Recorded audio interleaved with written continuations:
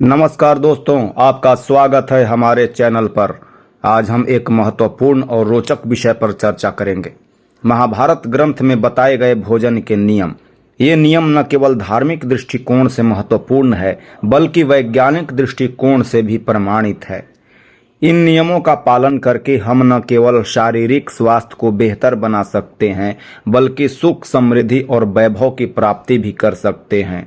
यदि आपने अभी तक हमारे चैनल को सब्सक्राइब नहीं किया है, तो कृपया इसे सब्सक्राइब करें और इस वीडियो को अपने दोस्तों के साथ साझा करें, जो इस जानकारी से लाभान्वित हो सकें।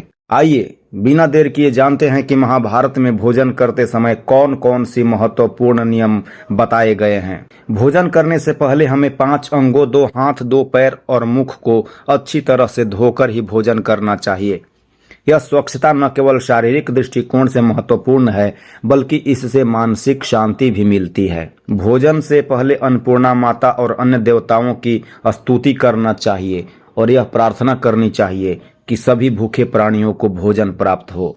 भोजन बनाने वाली महिलाओं को स्नान करके शुद्ध मन से मंत्र जाप करते हुए रसोई घर में भोजन बनाना चाहिए।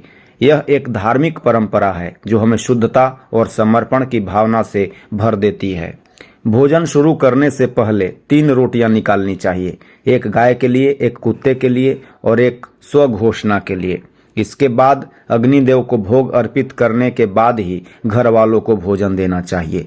यह परंपरा परिवार के सभी सदस्य के साथ मिल बैठकर भोजन करने की भी सलाह देती है। यदि सभी सदस्य मिलकर भोजन करते हैं तो परिवार में प्रेम और एकता कायम रहती है। भोजन का सही समय प्रातः और सायंकाल होता है। पाचन क्रिया की जठराग्नि सूर्यास्त से 2.5 घंटे पहले और सूर्योदय से 2 घंटे के बाद तक प्रबल रहती है। इसलिए केवल एक समय भोजन करने वाले को योगी और 2 समय भोजन करने वाले को भोगी माना जाता है। भोजन करते समय उत्तर या पूर्व दिशा की ओर मुख करके ही भोजन करना चाहिए। दक्षिण दिशा की ओर किया हुआ भोजन प्रेत को प्राप्त होता है और पश्चिम दिशा की ओर किया गया भोजन रोग को बढ़ाता है।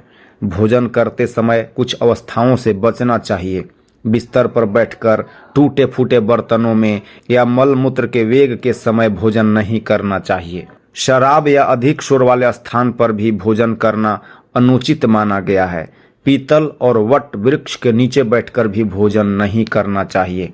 परोसे हुए भोजन की निंदा करना और खड़े खड़े भोजन करना भी अनुचित माना जाता है। जूते पहनकर या सिर ढककर भोजन नहीं करना चाहिए। भोजन का स्वाद भी महत्वपूर्ण है। बहुत अधिक मीठा भोजन नहीं करना चाहिए और किसी के द्वारा छोड़ा हुआ भोजन ग्रहण नहीं करना चाहिए। आधा खाया हुआ फल, मिठाइयाँ आदि पुनः नहीं खानी चाहिए। खाना छोड़कर उठ जाने पर दोबारा भोजन करना उचित नहीं है। पशु या कुत्ते द्वारा छुआ हुआ भोजन, रजस्वला स्त्री द्वारा परोसा गया भोजन, बासी भोजन और मुंह से फूंक मारकर ठंडा किया गया भोजन भी करना अनुचित है। बाल गिरा हुआ या अवहेलनापूर्ण परोसा गया भोजन भी कभी नहीं करना चाहिए। कंजूस और शराब बेचने वाले व्यक्तियों द्वारा परोसा गया भोजन भी त्याज्य होता है। भोजन के तुरंत बाद पानी या चाय नहीं पीनी चाहिए। भोजन के बाद घुड़सवारी, दौड़ना, बैठना, शौच आदि कार्य नहीं करने चाहिए। भोजन के बाद दिन में टहलें और रात को 100 कदम चलकर बाई करवट में लेटना या वज्रासन में बैठना चाहिए। भोजन के 1 घंटे बाद मीठा दूध और फल खाने से भी पाचन अच्छा होता है। भीष्म पितामह ने अर्जुन को यह महत्वपूर्ण सलाह दी है कि जिस थाली को किसी का पैर लग जाए उसे त्याग देना चाहिए। ऐसे थालियां दरिद्रता का सामना करा सकती है। महाभारत में यह भी कहा गया है कि एक ही थाली में पति पत्नी का भोजन करना निषेध है, क्योंकि ऐसी थाली मादक पदार्थों से भरी होती है। पत्नी को पति के भोजन के बाद भोजन करना चाहिए। इससे घर में सुख और समृद्धि बढ़ती है। तो दोस्तों, ये थे महाभारत में बताए गए महत्वपूर्ण भोजन नियम। अगर आपको यह जानकारी पसंद आई हो तो कृपया वीडियो को लाइक करें, कमेंट में जय मां अन्नपूर्णा लिखें और हमारे चैनल को सब्सक्राइब करें ताकि आप ऐसी और आध्यात्मिक जानकारी प्राप्त कर सकें। धन्यवाद।